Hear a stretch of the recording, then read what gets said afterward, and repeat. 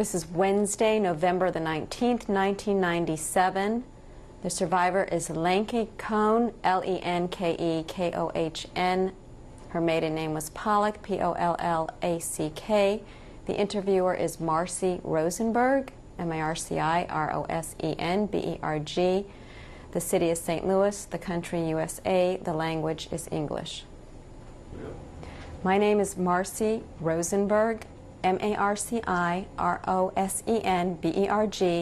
Today's date is Wednesday, November 19th, 1997.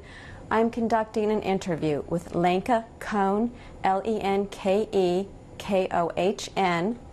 We are conducting the interview in St. Louis, Missouri, United States of America. Please give me your name and spell it for me. My name is Lenke Kohn, Kohn. Lenke is my first name, and I know by my friends as Bobbie, as my nickname, Bobbie. Okay. Go ahead. I was born in Bonyhád, Hungary, in 1923, July the 12th. How do you spell Bonyhád? Bonyhád.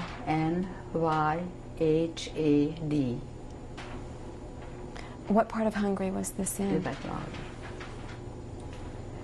What part of Hungary was Bonyhád? Where was that located? It's close to the Yugoslav border. Okay.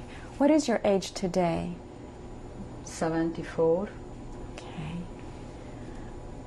What were your parents' names? To talk a little bit louder. Okay. I'm sorry. That's okay. Give me your mother and father's name. My mother's name was Regina, maiden name Klein, Klein. She passed away when I was born. My father's name is Gyula, it's a real Hungarian name, Jyula. Pollack. And where was his family from? My mother was born in Czechoslovakia. My father was born in Hungary, but from Austrian background. Did you have any brothers or sisters? I had 3 sisters and 1 brother. My 3 sisters survived with Irish papers in Budapest. My brother died in Mauthausen in February 1944. 45. What were your sisters' names? My older sister was Theodora. She passed away 2 years ago in New York. My sister Margaret, she lives in New York. My sister Sabina lives in Jerusalem with her husband. Okay. My brother died. And what was his name? Pollák, Moore, Moore. He's well known by his Hebrew name, Moshe Chaim. Tell me about your childhood. Was born into a very religious Orthodox family, above average. Was the youngest in the family. What was your house like? Describe it to me. Our house was one of the more modern houses on the street. It was built in 1929, already with electricity and running water. We didn't have to bring the water from the well. With bathrooms, with showers. Went to a kindergarten first for a few years, and then to an Orthodox public school. In Hungary, every city had every religion had their own schools. Catholics, Protestants, Lutherans, everybody. They had two Jewish schools. One was Orthodox, where I attended, and there was the Reform, for Reformed Jewish children. And the first 1, 2 through 3rd grade was one teacher, and 4, 5, 6 was a second teacher who taught us. The girls were learning all in the morning. It was regular education. In the afternoon, when the boys went to Cheder, we had education for girls: needlepoint, crocheting, knitting, learning about how to keep a house. It was fun. After the 6th grade, I had to attend private high school by a teacher, and for exams we had to go in a different city. It's called Szexárd. How do you spell that? Szekszád.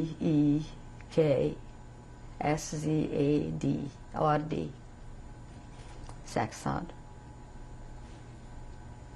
Why did you have to go there? Because for the exams there was only a Catholic school, a high school in town, where we couldn't go because nuns were teaching, and we wouldn't allow, Jewish girls wouldn't go in. Were all of your friends Jewish? Or Not did you really. I had friends, I had friends, neighbors' children, who I was very close. They were Catholics. They came to my house, I went to their house, but not eating or, holidays we wouldn't allow to go. When they had Christmas, we wouldn't allow to go to their homes to visit, whatever. It was different like it's today here. What was a normal day for you? Describe from the time you get up in the morning, what would you do? We walked to school. We had to leave the house about 7:30. School started at 8. 12 o'clock, we had off till 2. We had to go home for lunch. 2 o'clock, we had to be back in school till 4 o'clock. And after that, everybody was on their own. We did whatever we wanted. Homework at home, help at home. I had a job. I had to go to the farmers every day to get the milk. We had to carry our own kosher dishes, that milk in. And if you want to know, the milk from the cow, while it was warm, the most delicious thing. It didn't have to be homogenized. And then you brought that home to your mother? You brought the milk home? The milk home. And they set it up, they put it up, they boiled the milk. And some of it they set to get sour milk out of it. And they take the smetana up on the top and they brought it together, they saved it day by day. And by end of the week, they make our butter. We put it in a dish and walked around shaking it back and forth till it came butter. And for the set milk, we put it up on the stove and we made our cottage cheese. And when it started to curl, we put it in a cheesecloth, in a sack. We hang that on a doorknob with a bucket underneath till all the water ran out. It was a different life than today. But it was fun, clean. Did you have help in the house? We had a maid who stayed with us. What was she her? got up in the morning, her name was Kathy. She got up in the morning. When we got up, the fire was already, in the winter time, the fire was already going, and the coffee was already made, and the milk was hot, ready for the kids to have breakfast and go to school. And what did your father do? My father went in the morning to synagogue, came home, he had breakfast, and then went down to the office. and took care of business. We had a export and import business from fruits and vegetables all over Europe, mostly in the colder countries where they didn't grow any grapes and didn't grow any prunes and plums and apricots and all that. And in the winter time it was vegetables, potatoes, cabbage, carrots, whatever, rutabaga, whatever it was available. And beside that, I jump a little bit with the time. In 1939, they took the business away from us. We had to hire a strawman who took care of the business. He was a partner. Actually, he was head of the business. And in 1940, we acquired factories in Debrecen. It's Debrencen,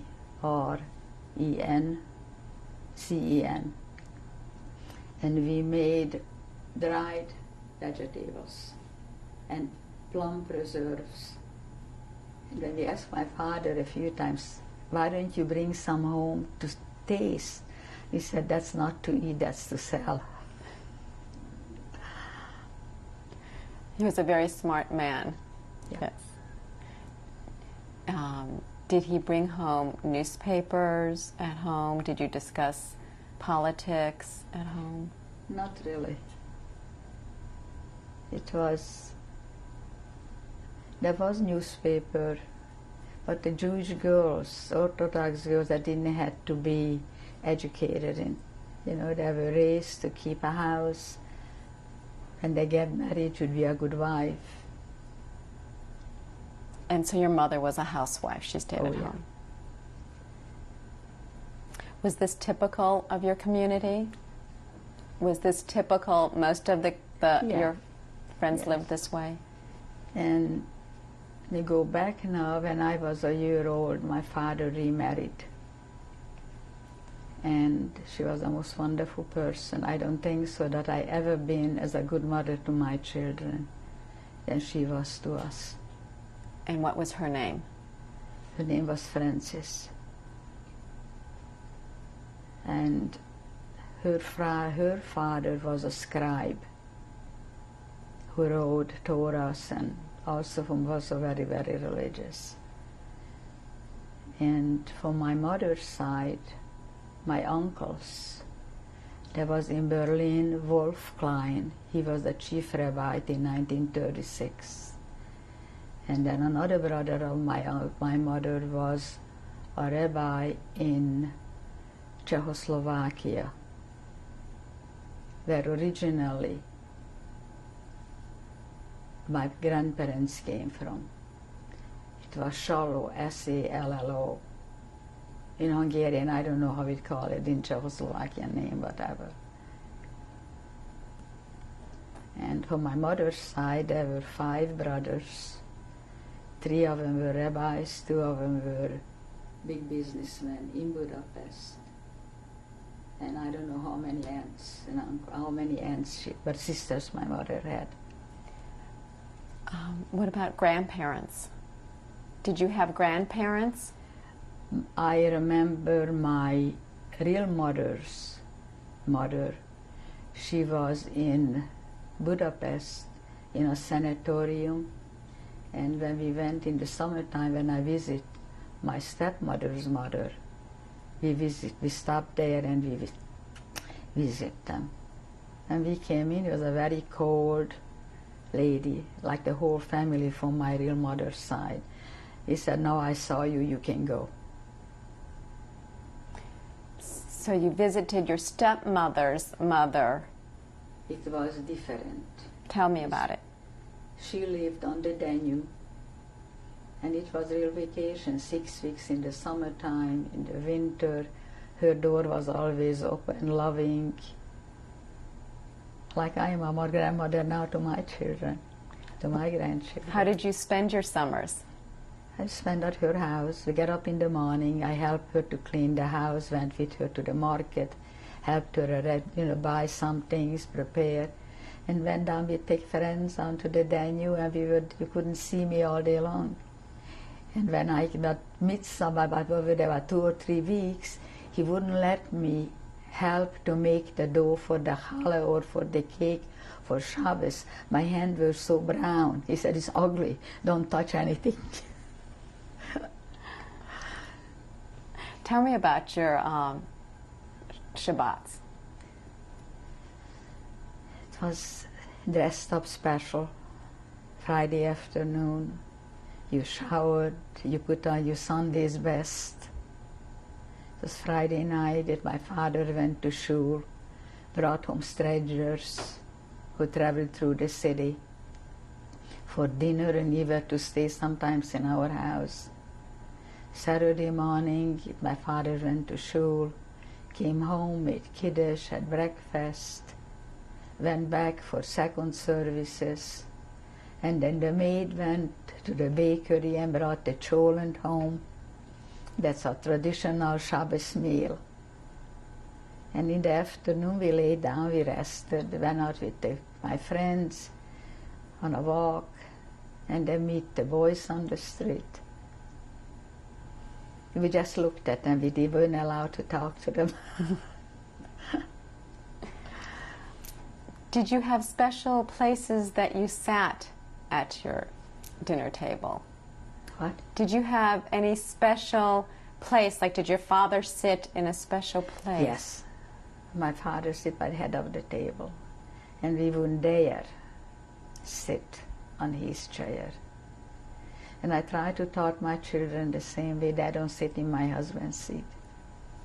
He has his special seat at the table. And the grandchildren know the same thing. Were there special foods that you liked to prepare or have? Today? Back then? I have a thing on my kitchen wall.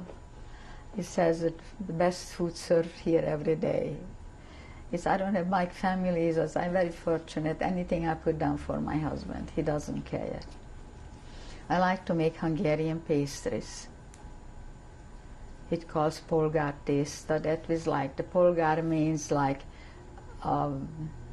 citizen, the citizen's pastry.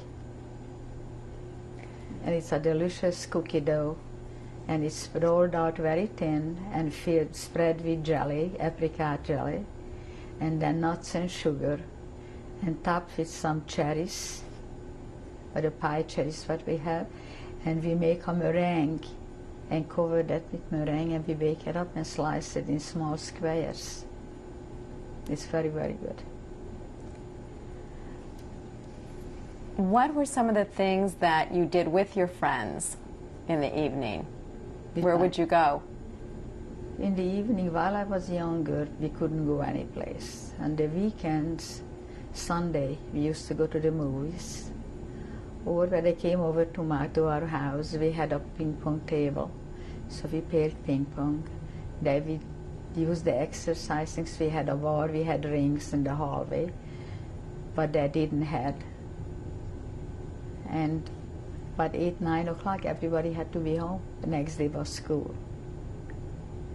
And it was a funny episode. We were already grown-ups, and it started to rain, and a bunch of young guys come running into the house. And we started to play ping pong, and some of them were cousins, some of them some friends. And it went by a week or so, and they came back, and we started to play again. And my father said, it doesn't rain outside.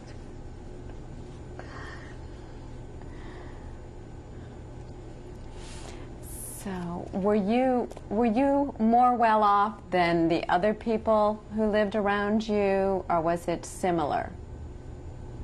My family was better off, because we would take more trips, more vacations.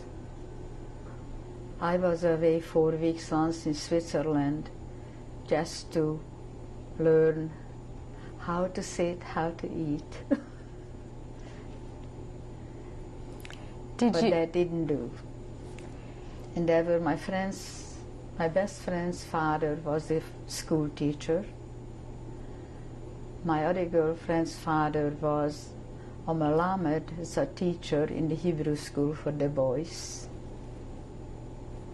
And then they had, some of them had some little grocery stores or worked for somebody else.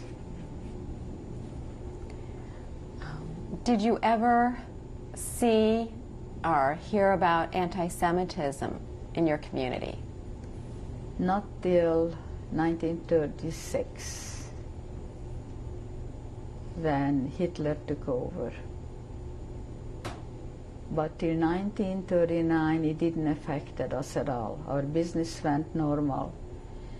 And in 1939, when they took the business away, everything changed.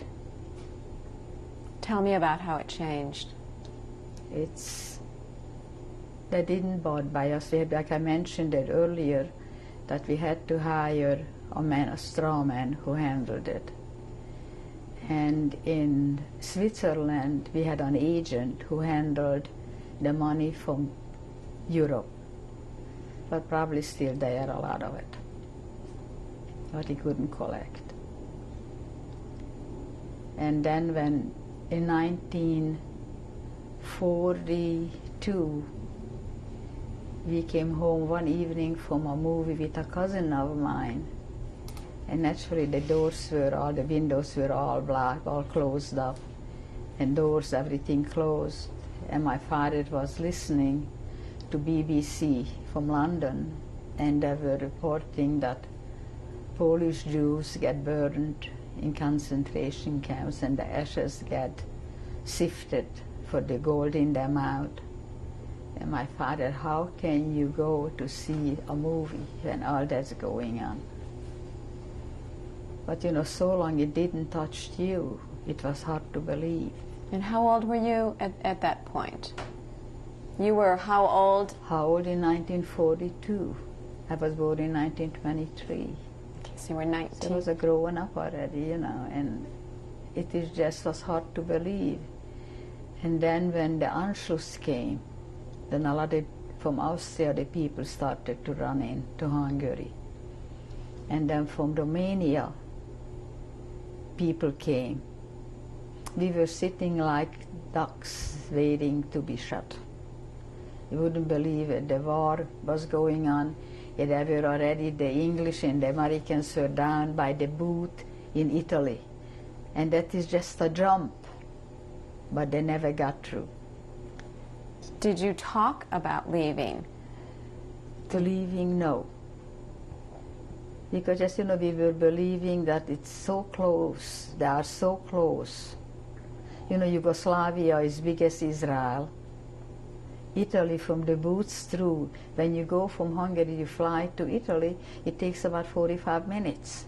So how long would it take for them, you know, to come through? But they were cut in the mountains, and they never succeeded. Did you and your friends belong to any organizations? Just to Jewish organization. It was the B'nai B'nai. That was the Jewish organization for girls. And we had meetings, we got together. We had outings together. And it was one, I don't remember the year, it was a jamboree from all over. And before Hitler's time. They were all the, you know, like the Brownies and the Boy Scouts. They all came in. Was there talk? I'm sorry. Was there talk amongst your friends, the girls, of going to Israel, of leaving? No. The real Orthodox don't believe in that. You know, they're waiting till Messiah should come. And that's what we believed in.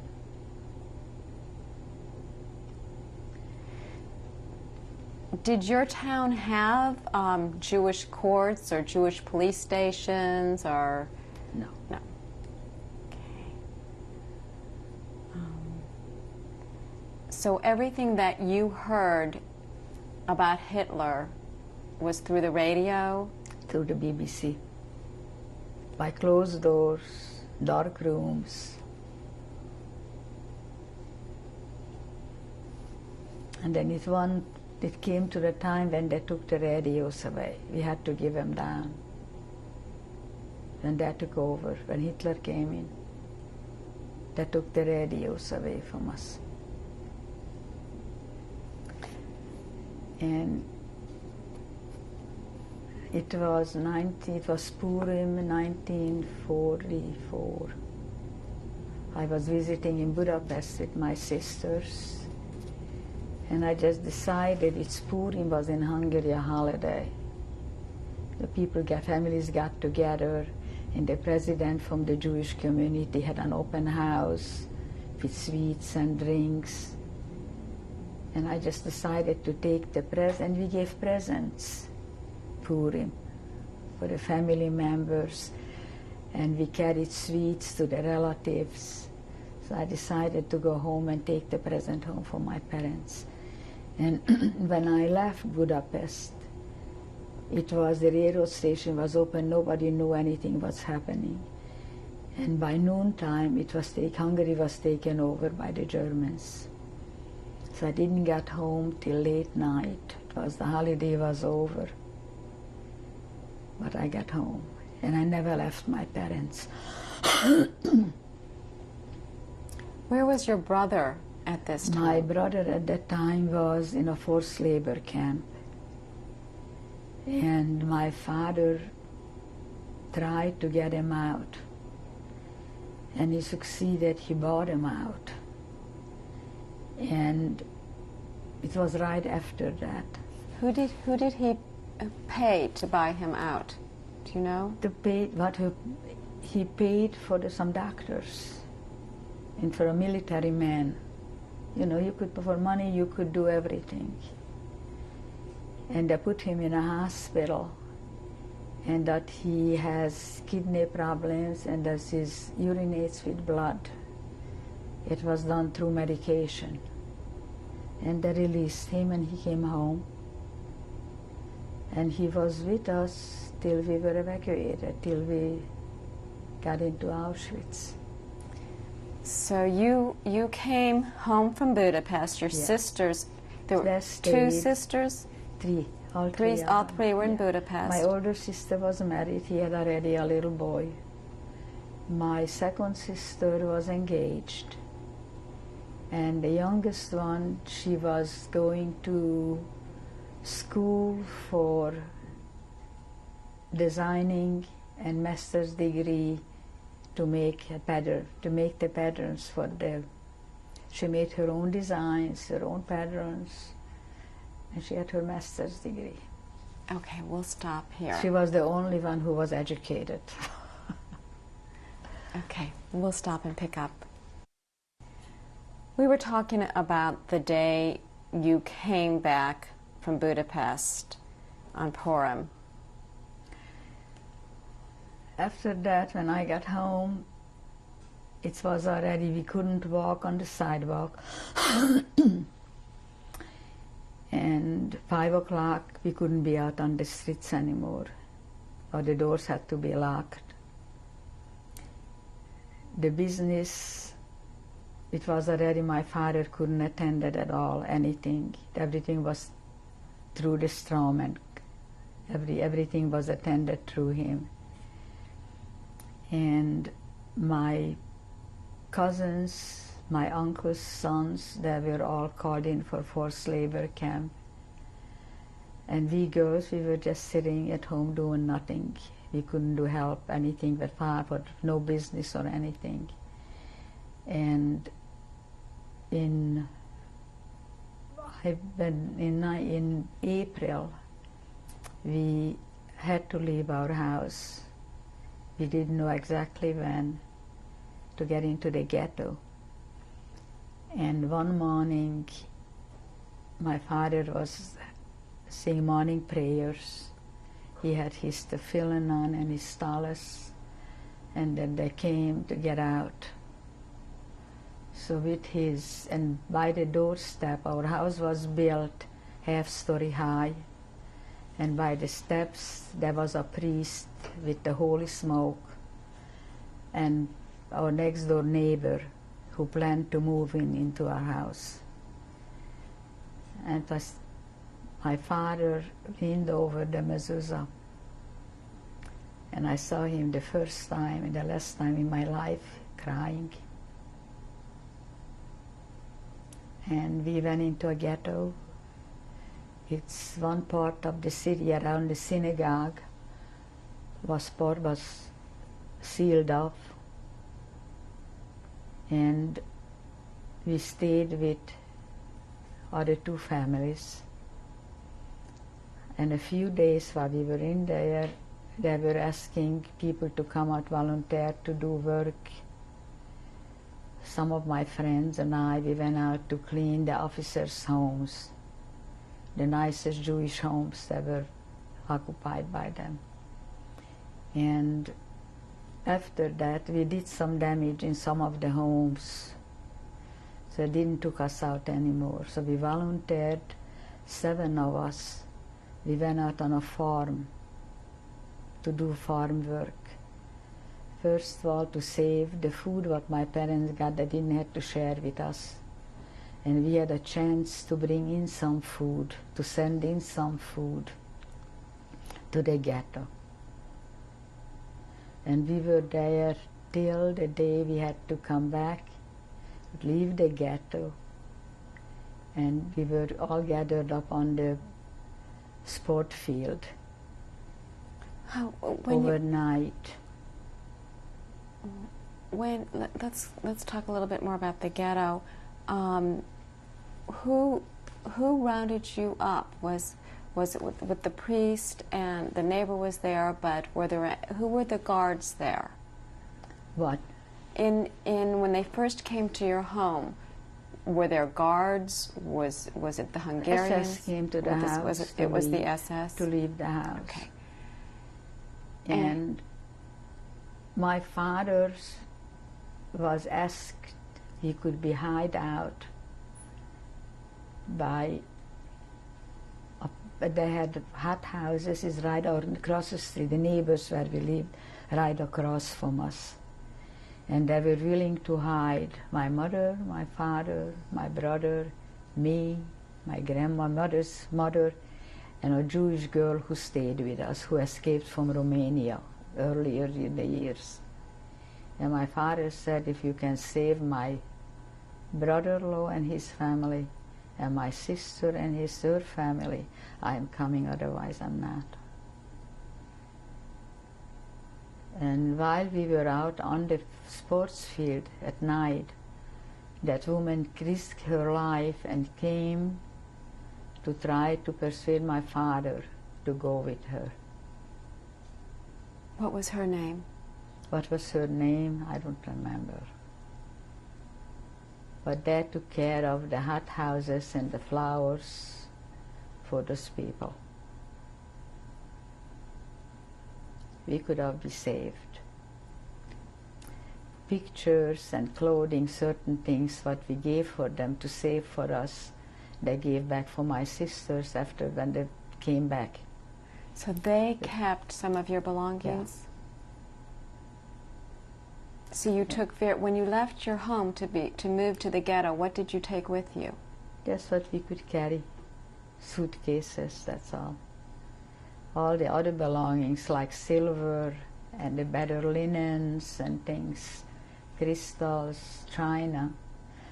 It's my brother and I buried it. We had our house, but like I told you, it was half-story high. And downstairs it was a summer kitchen and a room next to it for storage, and it was tiles floor. So brother and I, we digged out a hole and we put in with wood, laid it out with wood, and we buried there everything, and we put the tiles back on there where nobody would notice it. And certain things, we had a wash house. They had where they boiled it, in Europe, they washed the clothes and they boiled it in a big kettle. And underneath we buried certain things under that.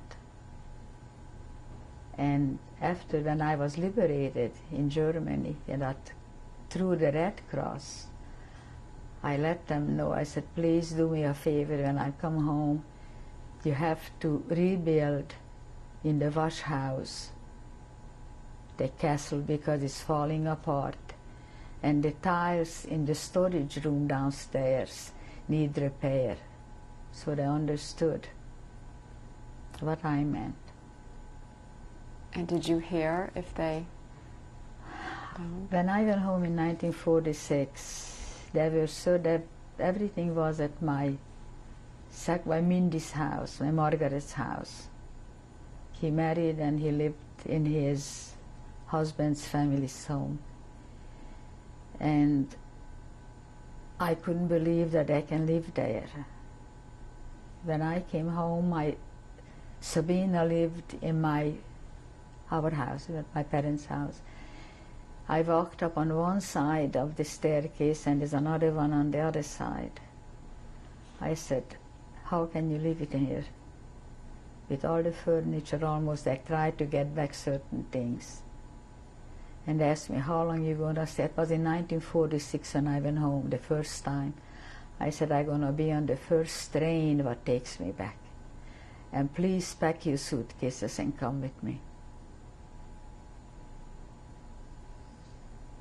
They wouldn't listen.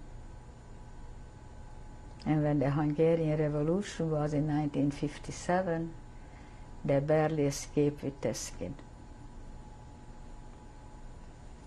When you were taken into the ghetto, yeah, what were the boundaries? What did they build to keep you in? It was a small street, a narrow street, almost like an alley here, where the synagogue was, and the bathhouse for the Orthodox people, Orthodox women to use, and the schoolhouse.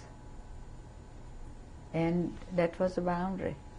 There were about 5 or 6 houses. And the other ghetto was on the other side of the city by the Reform synagogue. And were there fences put up or barbed wire? It was fences put up, yeah. And guard. There was a SS guard around, the German, the Hungarian police. What was worse than the SS those days. And were you able to observe Sabbath? Between the 4 walls, yes. Okay. And you had... there was no services in the synagogues. Okay. And we were in the ghetto not for a long time. Okay. Few months.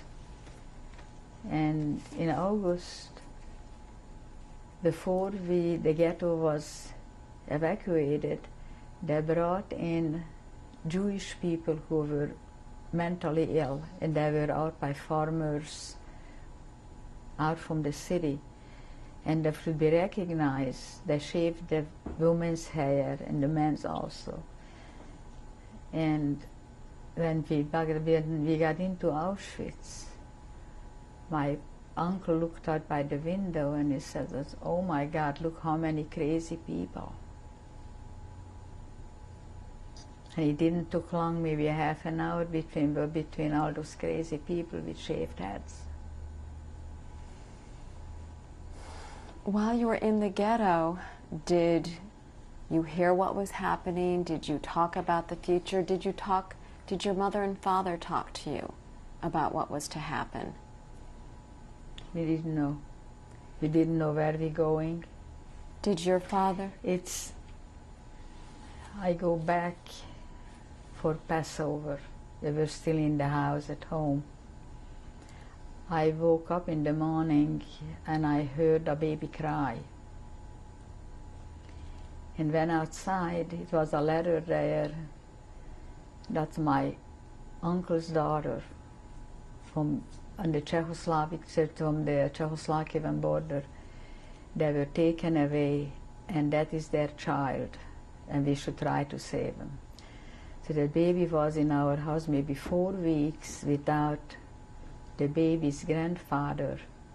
We lived in the same house, same backyard, same yard. My uncle lived, we lived, and my aunt, my father's 2 sisters. And it took 4 weeks till they finally find out that the baby is with us. And when we got into Auschwitz, my cousin held that baby. and gave the baby. I was already with my mother on the right side to be saved. She ran after and said, Aunt Fege, would you please hold the baby? I want to run back for diapers. And as soon as they saw the baby in my mother's hand, they took her to the left side. Right. Tell me about your evacuation from the ghetto. Did you know? Take so much. Did they tell you when you would be leaving? Did you No, expect? they just took us out on the sports field, and when the cattle wagons came next morning. So did you have an opportunity to speak with your parents about what would happen? Nobody said anything. So Nobody said anything. how Everybody was saying, Tillam, that's a special prayer. many in the car, in the train? How long of a ride did you have? About 2 days. And no one said anything 2, 3 except days. the prayer. I don't remember exactly. Time it was. Did you have any food or water? Food, yeah, but we took along with us from home. Did you know where you were going? Worried? Where? Nobody was thinking. Everybody was believing in God. What did you see when they opened the car doors? The SS, they were yelling, we should get out from the cattle wagons. We had to leave everything behind. And fast, fast, hurry, hurry. And they marched in, there were guys. You had to strap, I have to take all our clothes off. They shaved us all over, any place where hair grows. And then they took us in a shower, and they gave us some raggedy clothes. I didn't know where to hold with my hand, hold it together here or hold it here with the holes on it, barefoot. They gave us, some people were lucky, they got some wooden shoes. And the first night we spent in a ditch. And the second day we went into a block, there was no breeches or anything to lay down, just on the floor. They made us sit on 10 in a row, and they gave us in a pot some hot water with something swimming in it, and everybody took a few sips and gave it to the next one. And then they gave us a piece of bread. And then the third day I got into a block 21. There was already breeches. There was 5 of them laying this way, 5 on the other way, on the top of us and above. In the morning, but it was still dark outside, they called us out to count us how many of us there. The sun came out, burning down on us, and they let us go back in the blocks. And if you lay there, you couldn't move, you didn't do anything. Then they gave you a little coffee, they gave you a slice of bread. And that was the whole day. And when you had to go to the bathroom, you had to go when they allowed you to go. And the saddest part of my staying there, it was the eldest of the block, or the block eldest, was a first cousin of mine. And she didn't make nothing out of it. Said she wouldn't help, wouldn't give no sympathy or anything, but she was there already. She was a mattress for the soldiers on the front for a couple of years. She was from Czechoslovakia. And one day, her mother's sister came into the camp, and they put them in the block 21 with 3 of her daughters. And she said, if my mother is not here, and my little sister is not here, you don't have to be here either. And sent her out. Never saw her again.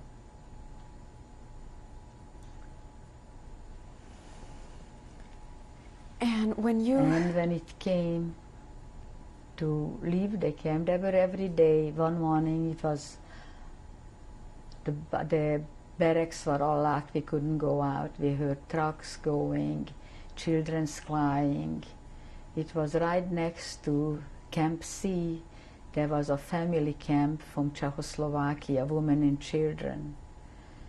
And when we came out in the morning, it was smoke so low and the smell was unbearable. You could see how the crematoriums are burning. And every day after that it was selections. They were taking women with long fingers, with blue eyes, and somehow I had a fat hand, I had brown eyes, I was a brunette, not like it would show too much because I was shaved. Well, when you first got off the car and you realized you were in Auschwitz, you were with, tell me who you were with. That now we know where we are. You were with your mother and your father, your stepmother and your father? I saw him when we got off from the... Right, tell me about that. That was the last time when I saw him. And they sent your father to... My father and my brother went left. My brother was sent out to a labor camp, and my father went the same day. The same day. And how long were you with your mother, your stepmother? But in Auschwitz, till we left August. When we were in Auschwitz, I was 6 weeks altogether. You got to Auschwitz in October of 44? No. August of 44. August of 44, and you left in October. But we were there about 6 weeks. And when was the last time you saw your stepmother and the baby? When we got off the train, the first day? That was it. Okay, tell me that. Tell me about that. And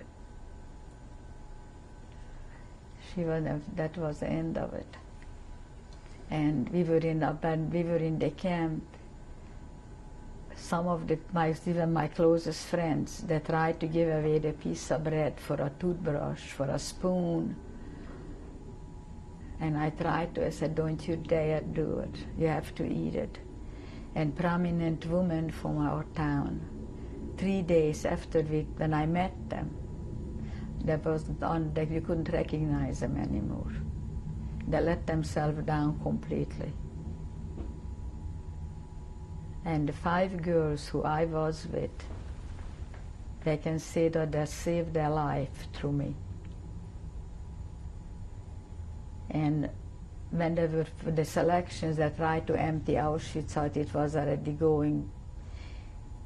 And one morning we were standing out for the Zählappell when they were counting us. A young SS soldier walked by and looked at me. I recognized him. It was one of our neighbor's son. We knew that he went to Germany, but we didn't know he joined the SS. And then he walked back of me and he asked me very quietly, who else is here? And stay together. And when it's going to be time to leave the camp, I'm going to come and let you know. And it was a big selection.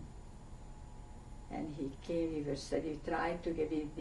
ran back a few times, we were pushed out into the group, and when we ran away, we went back to the barracks. And then he came, he pulled us, 5 of us out, and pulled one line out from the marching group, and put us in there. And we were taken over to D camp, that's where the crematorium were. And it's a very sad thing. There were 2 sisters separated. One sister was in the C lager, one was in D. And another 2 sisters were separated the same way. They know from each other. And they were selected for Totenkommando. They did the dead people from C lager over to D. And they decided that this time they're going to switch, and they had to come back to C lager. After they dropped off the bodies, they had to go back. And somebody snitched on them. So we were standing, they took us out, all of us, 400 of us. And they took us around a big ditch and tell us who were the 2 sisters. Step out. tell who are the two girls. Nobody said anything. Ilse Koch, you heard about her. She was one of the main SS women. Standing there with a whip, they were shooting bullets in the air to scare us. And she just went and she used her whip. She hit me on my shoulder and on my neck and and there is a scar. And it hit through the clothes, the raggedy clothes. It split the skin, and the whip went back to her white shirt. It made a blood mark. And she ripped the shirt off, Judenblut. She was standing there strapless in front of everybody. And he said, we're gonna die here. And they put us all in one block, and we were there 3 days. And they finally gave us showers, clean clothes, shoes, socks, coats, and they shipped us off to a labor camp to Germany. And we were working under the Luftwaffe. So our condition was better than under SS. What was the name of the SS? What? What was the name of the SS boy that helped you?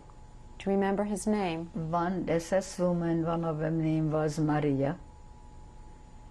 And the other one was, the one was a little Maria, like me, and the other one was a big Maria. She was a tall. There were 4 SS women with us. And what about the man who put you in the selection? They all were like cripples. They were the old soldiers from World War I, from the Luftwaffe. They just walked with us, watched us with the rifle on the shoulders, but they wouldn't do anything bad. And this was in where you were transported in? That was in Wismar. Not Wismar, that was in, what was the camp's name? It's going to come back. Wesemünde. It was about 20 kilometers from Bremenhaven. And it was munition factories under the ground, a beautiful pine forest on the top. And there was 4 sections. The one that I worked with 100 women, it called the Füllungsstelle. That was the 15-pound bombs. We filled it. I was working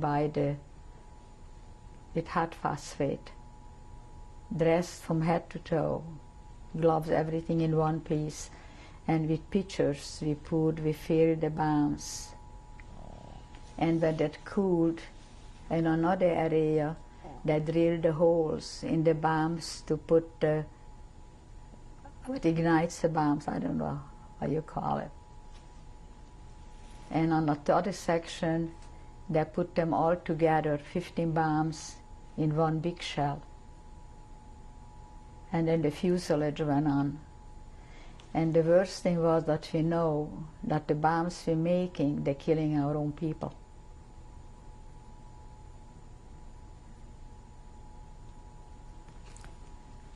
And the living conditions there we had little barracks, 4 women in one room.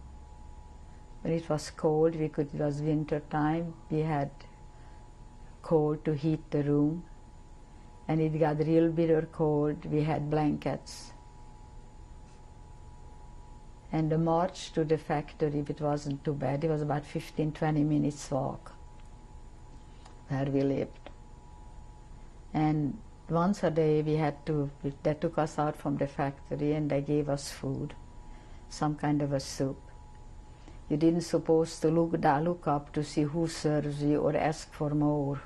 When not, you got it over your head.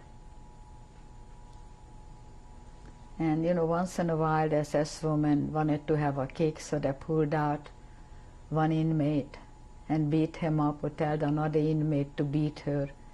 And if you didn't beat her hard enough, then you got it over your head too. But that was the worst things that happened a few times. And when it came around the holidays, Christmas, we had to put up a show for him. What we couldn't, Friday night or Saturday, it was nothing. It was 7 days a week work.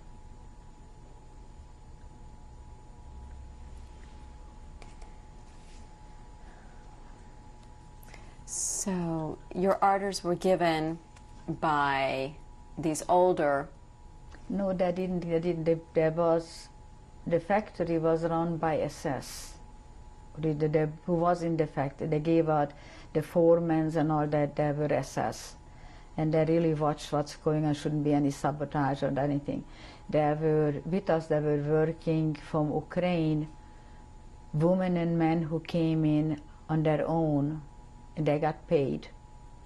And there were Italian prisoners, war prisoners, and some Mongols who did very hard work.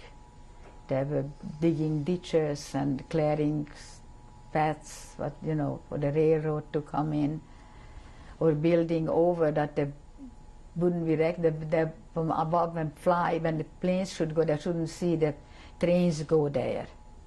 Okay, we'll stop here. Okay. Lenke Kohn, and we'll start up with the gentleman who saved you and your friends and put you into the special selection. What was his name? His family name was Ziegler. He was a neighbor of ours, also farmers. Okay, and the camp that you went to, that you were sent to, where the ammunition factory, the name was? Wesemünde. And where, in what city was that? It was close to 20 kilometers from Bremen and between Lübeck. Okay, and you were telling me about how it was underground. Underground factories. It was a Munawerke.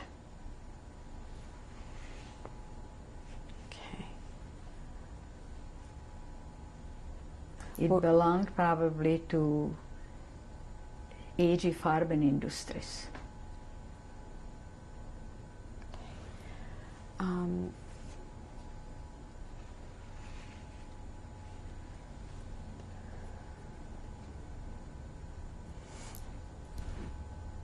What did you hear? What were you learning from did you get any outside news, information while you were working? Nothing. Nothing. We didn't heard anything.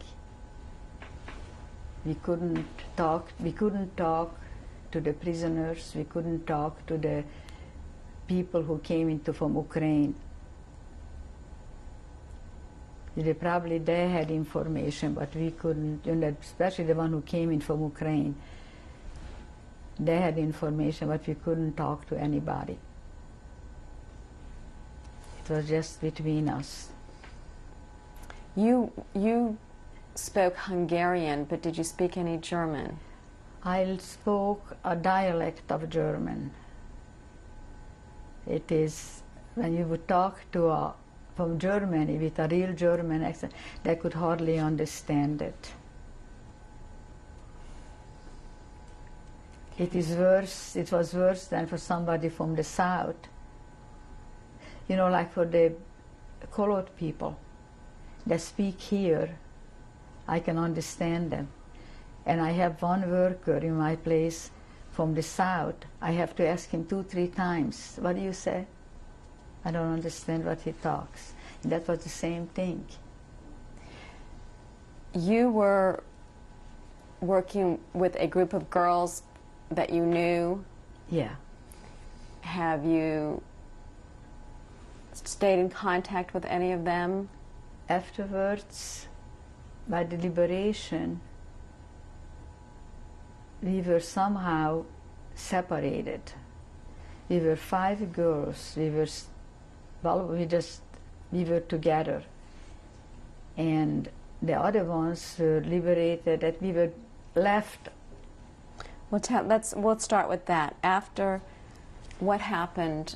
when we left, there were constant bombing in Bremen, and we could see the red skies, and we know that it's getting close. From that we understood that it's getting closer and closer. And then one day they put up all in the wagons, and they didn't tell us where we're going. And we were on the railroad tracks, back and forth, quite about 3-4 days, maybe more. How many of you? And 400 of us. And one day, it was planes flying over us, and one bomb hit one of the wagons. And there were about 40, 50 girls. There were no survivors. And after that, when we looked around, there were no SS, and there was no, from the Luftwaffe, they just walked away from us. And we started to walk, and some of the girls were picked up by soldiers, English. That part was liberated by English soldiers. And we were picked up by and taken 5 of us that took us to a German family that they should feed us and give us clothes. We were there not long, a few days, maybe a week or so, and they came for us and they took us into Neustadt. That was a GP camp. So you were on the do you remember the day that it was the day before liberation? It must have to be the 3rd or the 4th of May. May 4th or 5th of May. 1945. 1945. Okay, so you were taken into the town of Neustadt. That was on the Ostsee, the North Sea. And we were taken into a barrack, and there were some Polish guys there, all Jewish. And they helped us, they gave us food, and the soldiers came back and they brought us clothes. And not much after that, I got sick. And I don't even remember who took me to the hospital. I had typhoid fever. And I was in the hospital till December. And in between that time, I was completely separated from everybody at the hospital, away from an end of the hall in a room.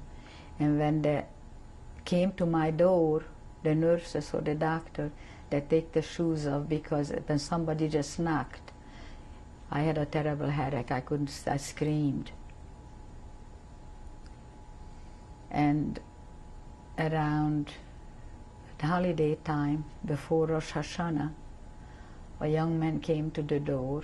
I recognized him from one of the guys who was in the barrack when the English soldiers brought us in. And he said that he heard that I'm doing fine. He's going to Poland. He heard he has some brothers there. And when he come back, he gonna look me up again. And I was still in the hospital. And then not long after, I don't know how long, I can't remember the days or weeks, he came back with his younger brother. He was on the way to Poland, and he heard that his youngest brother is looking for him. So he came back and he found him. His younger brother came into Neustadt and they find each other. And when I was feeling better already, I had permission to go out from the hospital a few hours a day, and we spent time together. And then he decided again to go to Poland to help his brothers to come back. And that young man, Janek, he was a survivor from a boat from 7,000 inmates but the ship was bombed the 3rd or the 4th, the day before liberation, a couple of days before liberation. He and 2 other guys survived 15 hours in the icy waters and came to shore. And but after that, we heard the story, but and to see the 2 brothers together, it just was unbelievable. And in the meantime, I got in touch with my sisters through the Red Cross, that they are survived and they are at home in Hungary. And when he came back the second time he lost everything. He went back the second time to go for his brothers. He was robbed. They took everything away from him. So he came back and he tried to make some money at the black market, whatever. And he finally decided to go. And his younger brother said he's going too. I said, you know what, when you both are leaving, I am going with the Red Cross home to Hungary. And on the way back, when you come from Poland, come through Hungary, and then we all go back together to Germany and to Israel. I said, no. Janek decided Simon, the youngest brother, should stay with me, and I should leave the hospital. It was close to around 4 weeks before Hanukkah time. So Simon was liberated in Bavaria, on the Austrian border. So we went by cattle wagon, by horse and buggy, walking. We made it back where Simon was liberated, in a small town. And we were waiting and waiting and waiting to hear from them. It took 4 weeks. Simon decided to go back to Neustadt, maybe hear something. And he got into Frankfurt and he heard the news that was a pogrom and they were killed. And when he got back, we were living across from the railroad station, and every night I was looking at waiting when the train is coming, maybe he gonna be on it. And the way he came down, stepped down from the train, I ran downstairs and asked the question, when did it happen? And then I had the blame that it's my fault that he is not together with his brothers. And what he gonna do now? And I said, well, I'm going back to Hungary, and you can come with me. But I gonna find there, we gonna share. He said, no, it's my fault, and I cannot go. He's not going to a place. I have to stay with him. It's my fault that he is alive. And in the same year, we got married in 1946, in May. And I decided to want to go home to see my sisters, see what's left there, what's going on. And I was pregnant already. I was 2 months pregnant. And I went home with the Red Cross. And one of Simon's friends came with me, that I shouldn't be by myself. He wouldn't go. We got into Budapest. I had the information from my sisters that apartment key, we had a condo for business in Budapest. The key is by my uncle, by my mother's only brother who have survived. And I know where his business was. He opened up his business and he was standing in front of the store. And when he saw me coming, he said, if you don't have any money to buy yourself a scarf, because you're an Orthodox woman, I'm gonna give you money for that. I was the only survivor who came back from the whole family. And that was the welcome. Instead of to tell me, I said, come on honey, go in, come and pick yourself some fabrics, I give you a dressmaker, make yourself a coat. That was the welcome. So when I went home to Bonyhád to see my sisters, like I mentioned that before, I couldn't walk through my parents' house. And I told them I'll be on the same train, first train gonna take me back. I'll be back in Germany. It took me 4 weeks to get some papers, washed out passports. And I signed up with a group of artists who entertained the Russian soldiers in Vienna and in Budapest. So we got washed out passports with our pictures put on. We got into Vienna, it was fine. I tried from Vienna to go over to Salzburg. In Linz was another border. They sent us back. That was a Russian border in Austria. It took me 3 months to get back to Germany.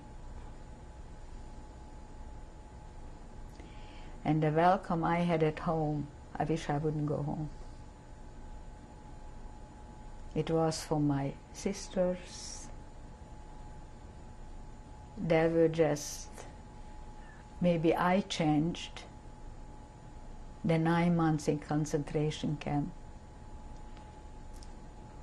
But they didn't went through all that. They didn't see the circumstances, how my father left the house.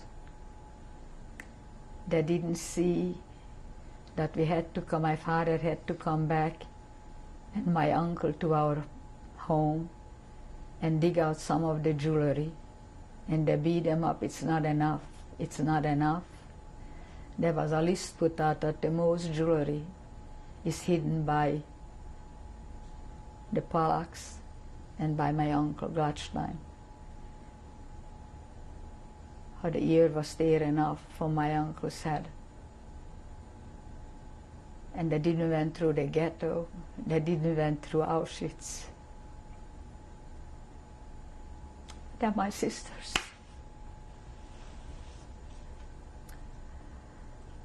And a very lucky one who had 3 sisters survived after all that hell.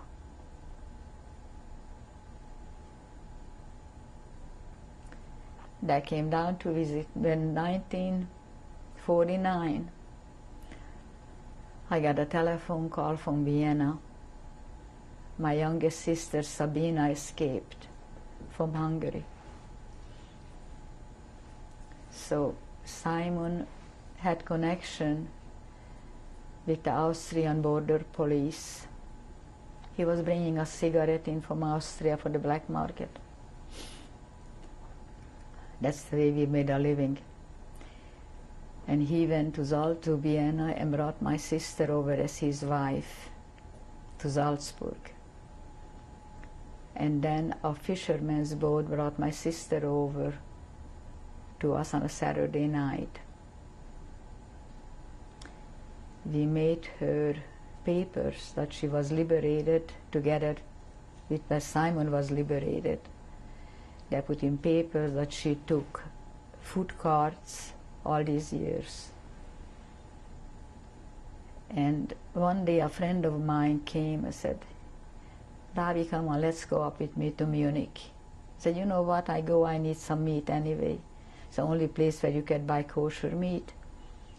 I went with her, so she went up to the joint committee to see what her papers are doing. I said, "Come on, fill out some papers to America. It doesn't cost you anything." And it took 6 weeks.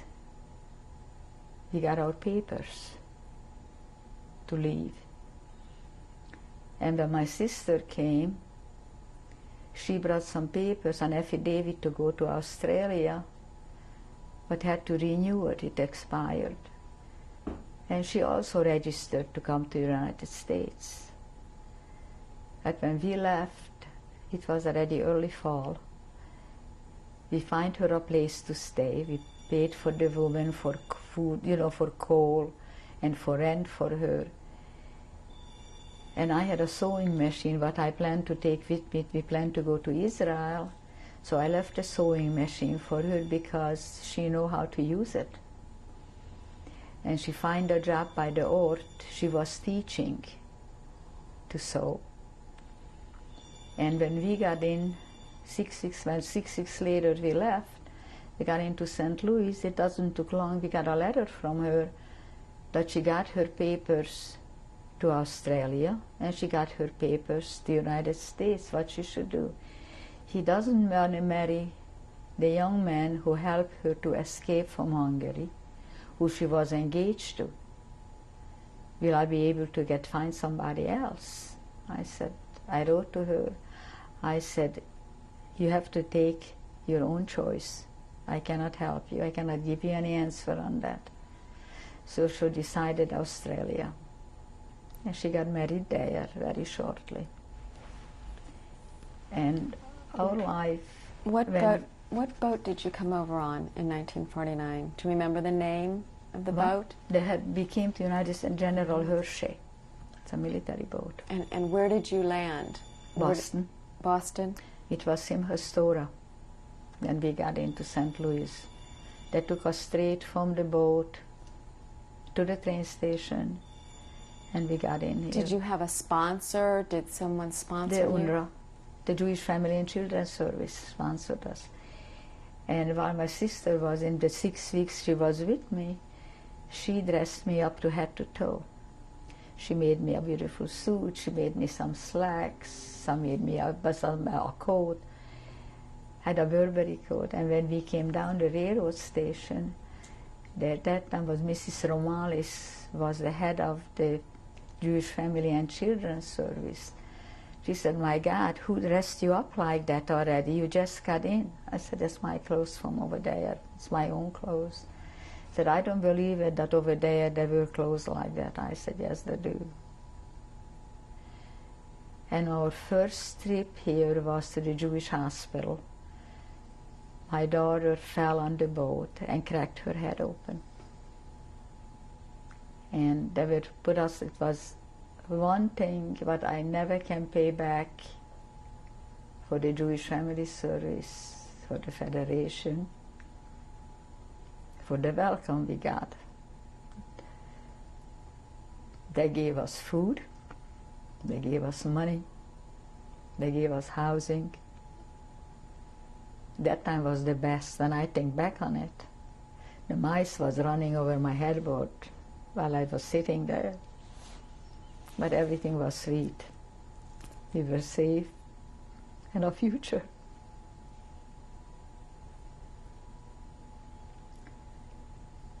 And it was day by day. We find a better, they gave us a better apartment. And in June, I was pregnant with my second child. And we find an apartment on Eastern Avenue. That's Martin Luther King now. And the woman who owned the apartment wanted $300 to give me the key. I had $300 in my pocket, what we brought with us from Germany. So we gave them the $300 to get the key. Then she wanted another $300 for the furniture, what was there. If I would wanted to move the couch, I couldn't move it. It would fall apart. So I went up to the Jewish Family Service that the lady wants, we would like to rent that apartment. And she wants $300 for the furniture, and it's $50 a month rent. So the social worker said, it's too much money. You cannot afford $51 rent a month. I said, I don't ask you for a rent money. I am taking in 3 single guys who are gonna live with me, and they're gonna pay their rent. I'm gonna live with them. So they gave me the $300. They gave me 2 beds. In the dining room we put up a bed. In the living room we put up a bed. I had a hallway, a little bedroom. I put one guy there. There was a little room next to the kitchen, big as a matchbox. That was my daughter's room. And Simon and Bobbie were sleeping on the sun porch. There were 2 iron beds, all glazed with glass around it. Another porch underneath, no insulation or anything. And my friends asked me, how can you sleep out there? It is so cold. I said, I like to sleep in a cold room. We lived there 3 years. And in between time, I spoke already a little bit English. And find an ad in the paper, a dress maker was looking for somebody to finish work. So I rented a sewing machine for $4 a month. She brought me the clothes, what she fitted. I finished it. Simon delivered it back to her. Her shop was down South County by Famous and Bar. Jeannie's dressmaker. So I had an income, $12 a month from my boarders. They paid me, beside that, they paid me for food. I had a little income from sewing. Simon had a little job. He started to work for a butcher to deliver. He made $37 a month. I said thank you for the Jewish Family Service when they gave me the $300 for the payment for the furniture. And while I was pregnant, they came from the St. Louis Needs Society. They came up to me with a package of baby clothes. And I said, thank you very much. I am superstitious. I know when my baby comes, I don't gonna bring her home naked. And when Rosie was born, believe me, I didn't brought her home naked. Those people were there, those ladies were there with their clothes and more. And in 1952, we moved out in another house, another apartment, and we bought our first business. We saved up $2,500.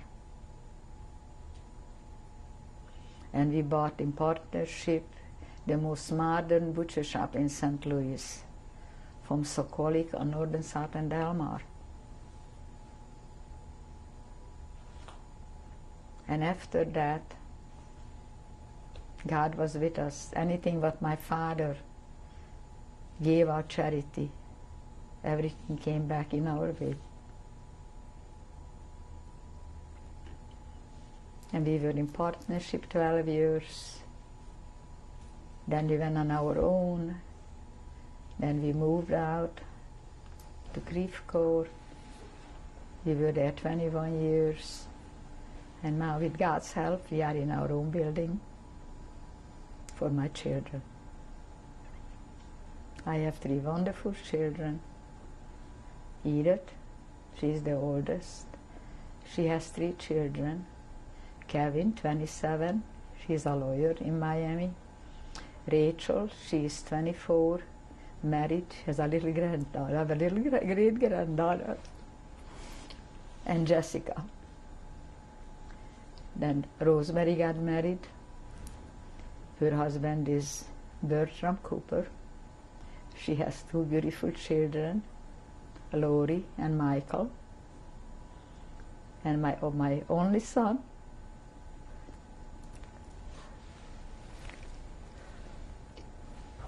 Lenny. 3 beautiful kids. Daniel.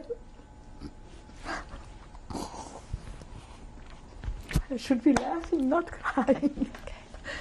Danielle, Jared, and Jacob. And these 5 little children is my life. They all live in town. They come Shabbos to Grandma's house. Friday night to Grandma's house. Okay. And What else should I say? Well, we're going to stop here, and we'll pick up in a minute. I go back with the time a little bit. When Simon came back that his brothers are killed, the killing took place the first night of Hanukkah, where Janek got into town, to Boleslavice. It was the same night when his father got killed 20 years to the date in the same town. So when Hanukkah comes around, it's not a holiday by us. It's very sad. And I wish that Simon would give a testimony, but I'm afraid he don't be able to do it. I would try to talk him into it. It is very, very important, I think. And just Rosemary, my daughter, told me just this week that her little girl from social studies picked a subject, a concentration camp. And she would like to ask Grandpa to talk to her about it. And that little girl is afraid because she witnessed a few times what happens when we were talking about his brothers. But I told Simon it's very important. And when that little girl comes up to you, to tell her, talk to her, and not just to her, but to all of them, what you went through. It's while he was in concentration camp, walking in Buna, for instance, one of the brothers walking into camp, and he was walking out, and they they recognized each other, and the older brother threw a bread to him. And it happened another occasion that Janek was walking, and he threw up some piece of clothing to him, but that's all what he could give him. And when it comes to talk about these things, and it comes that you survived and you touched your brother, you lived with him for weeks, and know that two other brothers are living and waiting, and that happens. Did you know who or how I just know Janek. Killed, well, the brothers in I Poland? didn't know the ones in Poland. I just know Janek. And I suppose when they would came back from Poland and go to Israel, we supposed to get married. And when all that happened, that Simon blamed me, that I'm the fault that he is alive. People was telling me, after a brother. And at that time it wouldn't matter who. You had to go on. But it worked out. We raised a beautiful family. And then I have a letter what my little granddaughter wrote once in school and gave it to me, that how happy she is that we made a new home for us and for the family in the United States. When you first got here to St. Louis, What? when you first came to St. Louis, Yeah. what was it like? Did people ask questions? Did you talk about your experience? We tried to meet people. I couldn't find anybody here from the camps I was in. Simon met some people here.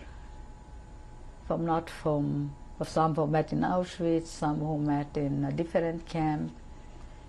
And we had a double wedding ceremony in Germany, and we met those people. They moved to Chicago, and we met with them, and we were very close. We visited them for Thanksgiving. They came here, we went there. and we came up a bar mitzvah or something. And they live now in Miami. Do you observe Judaism in the same way as you were raised? No. What is different? What is different? I used to say laughingly to my father, my older sister got married, she had to put on a wig, my second sister had to put up a wig. And I said, you listen to me, when I gonna get married, the wig's gonna be out of style. You know, I keep a kosher house, I don't eat out, but I don't keep the Sabbath as I should. And sometimes I do something, it just gives me a sting that I shouldn't do that after so many years. And when my sisters came at the United States, they came down to visit me. One of my brother-in-laws said, how could you go away so far from everything?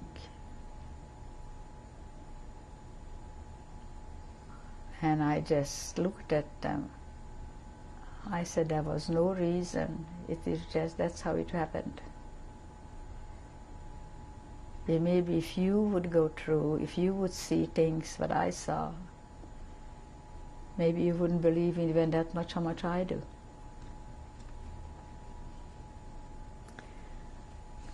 But what did the effect have on you in raising your children? They ask me questions. One of them, Lori, she's a very bright little girl. She asked me questions about the school days, free time, pastime.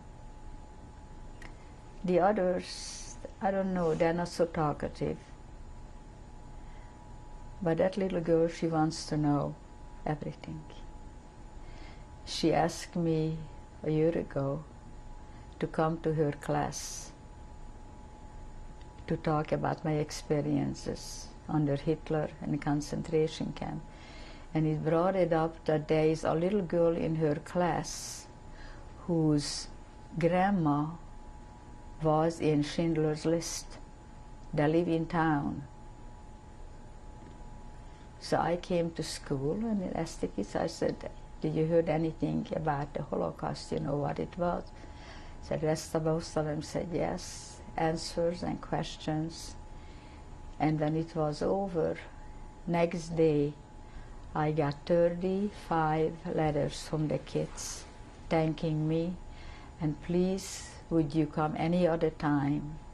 Could we call you on the telephone? Could you tell some things that my mom would like to know? If you have... I was never sent out to talk to groups, whatever. I was working all the time, and maybe I'm not the type to do it. Have you gone back to visit? To Hungary? Yes. I was there the first time, like I mentioned earlier, in 1946. Then 12 years ago, or 13 years ago, I took my daughter, Edith, Rosemary, and my new daughter-in-law back to Hungary. We could join the group Jewish Heritage Tour, but went to Austria, Czechoslovakia, and Budapest. And we visited the cemeteries, I went to my mother's grave after so many years away. And there was a little memorial thing put up. It's an Orthodox cemetery, in the Orthodox community from Budapest sponsors it, and it's kept up to date. And my brother-in-law from Australia, now from Israel, he visits every year and he paints over the names on the gravestones, my grandparents, my mother, some other relatives' names. And when we went to Theresienstadt and we went into Vienna, all over, so my oldest daughter is supposed to make for social studies a family tree. And that time there was nobody to put on. And when we came through all these places, she said, now I see where the missing leaves are. And it was a great experience. We went through Theresienstadt, we went through the Jewish cemetery in Prague, the museum. We went in Vienna, the Jewish places to see. And they can't forget it. I'm sorry. Please? What message do you have for the world? Is there something that you can look back and you'd like to say? Don't be afraid. It never happened again. It's never gonna happen again. And believe in God, believe in yourself.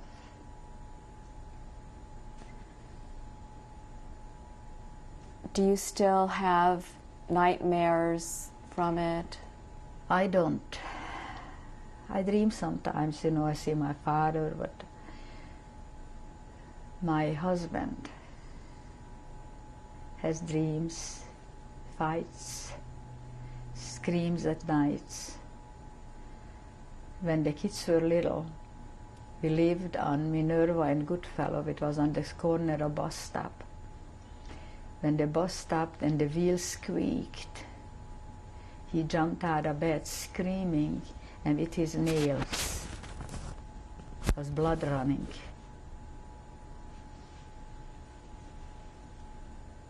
And when a child cried up at night, the same thing. He went up today. He wakes up, he dreams, he fights, his fist goes. They're hunting him, they're running after him, dogs.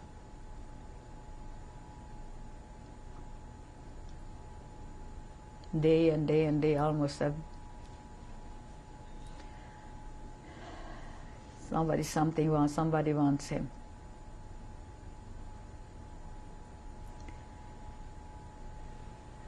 And time doesn't heal. In that case, doesn't. And after so many years that everybody's gone, when it comes to a holiday, Simcha, I can talk to the pictures.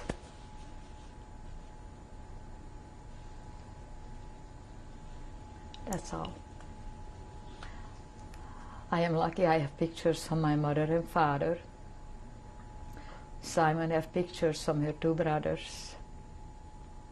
I have pictures from my only brother.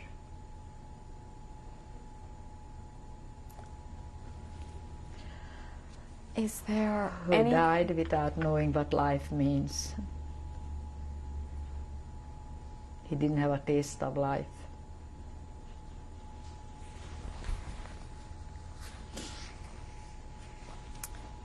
Is there something you'd like to tell your grandchildren,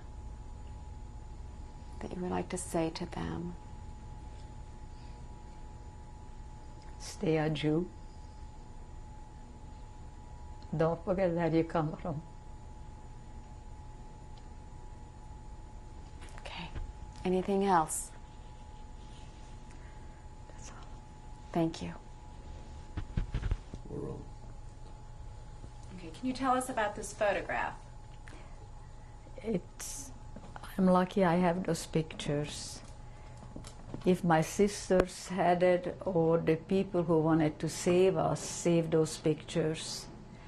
It's my dad, Jude Pollák, and my mother, who died at childbirth, Regina Pollák. And when it's something hurts or something, I feel the cup overflows. I talk to the pictures.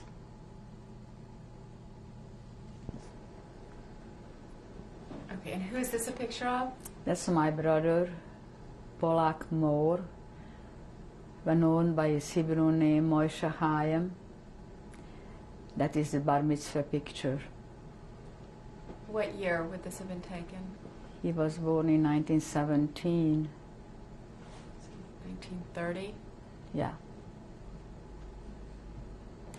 the same way as through my sister, or the people who saved that, who we gave us a bunch of pictures to hold. And that picture was taken in our backyard. It looked like a park. And this On picture? that picture, he's about 20 years old. And where was it taken? In a yeshiva where he was studying. He was studying to be a rabbi, and he got his Taurus Aroa, and he would be a rabbi. Okay. And who is this a picture of? That picture is Simon's, one of oldest brother, who was liberated in Poland early spring and went back home to Bolesławiec, and they find their family home in place. Other two brothers survived. They all went back and they lived there till it came in 1945, the first night of Hanukkah. They were gone down. And what was his name? Shaya. How do you spell that? Shaya. Shaya. And who is this picture of? That is Yannick, who I met, who saved my life in Germany. He survived from 7,000 inmates on a boat. It was bombed, and he and two other guys survived 15 hours in the icy waters. He was liberated in Germany, in Neustadt, where later on he found his brother Simon, went back to Poland 4 weeks before Hanukkah in 1945, and the night he arrived, he got gunned down by the AK, it's Anderson's army. There were 9 people in the house.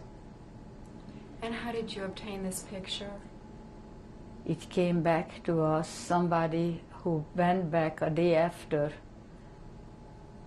to identify the bodies. He took out pictures from his pocket and brought the pictures back to us. Who is this a picture of?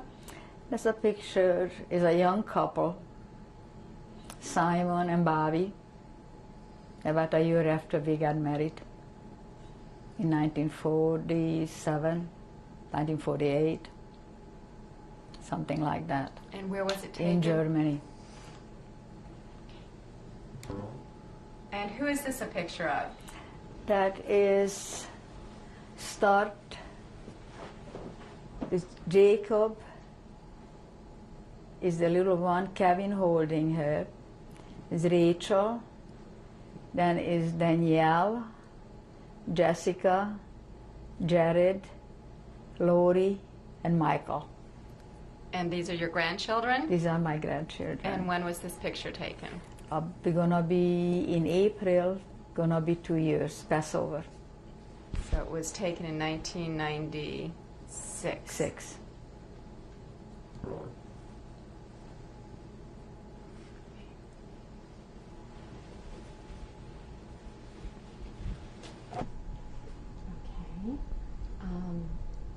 Would you like to introduce us to who you have sitting with you? Left to me is Michael Cooper, is Rosemary's little boy. Jacob is Lenny's youngest son, Jacob Kohn. Jared Kohn is Lenny's son. Danielle Kohn is Lenny's oldest daughter, and only daughter. And Lori Cooper is Rosemary's daughter. And the others from the picture, we had 8, 3 of them in Miami. It's a shame they cannot be here. Okay. Do you know what happened to your grandparents? Have you heard the stories? Yeah. Some of them. Yes. Mm-hmm. All of them. Do you have any questions for Grandma? No? Go ahead. Yeah. She's the best grandma in the whole wide world. Oh. Oh, that's good. What? Lori was mentioning that you have to write something for social studies, and you chose the Holocaust. Well, we're gonna study World War II like in the spring. So I want to do Auschwitz since I could get a lot of information from you. And Grandpa? Yeah. Grandma, Yeah. how old were you when you started to be in the Holocaust? In the Holocaust, I was about 21, 22. Grandma, Mm-hmm. were you good when you were in preschool? Did you listen to the teachers? I had a good teacher. Did you listen to her? Yes, I did. I was a very good student. I have to say it. Anything else you'd like to know, Danielle?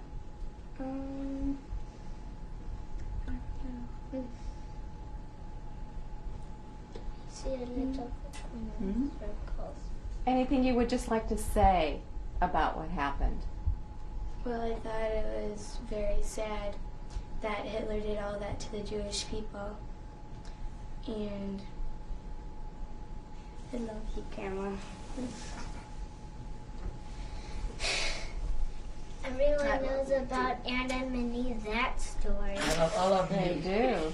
They do, because the snake, they want Adam and Eve to eat from the Garden of Eve because it was bad fruit. And God told them not to eat from that garden. And what else do you want to tell Grandma? I love you. Thank you. Okay. Michael? How long did the Holocaust go on for? Grandpa was in 5 years. I was in 9 months. And so you were about. But So it you were was when it 33? ended in 1945 in May.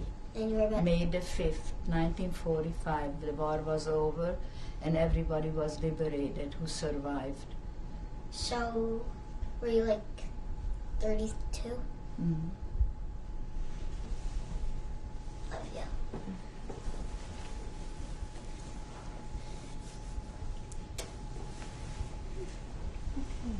Anything, Laura, you'd like to say again to your grandma? I love you. I love you all. Something you'd like to say to them? Bobbie? That's my pleasure. Saturday when it comes, the kids come for lunch. And I just hope that they stay on the right way and they never forget where they're coming from. And they're gonna stay Jew in heart and Jew in life. Okay. Thank you. The people who are poor, I want them people to give tzedakah money to them because they're real poor. I think that's very nice. Thank you very much. Thank you.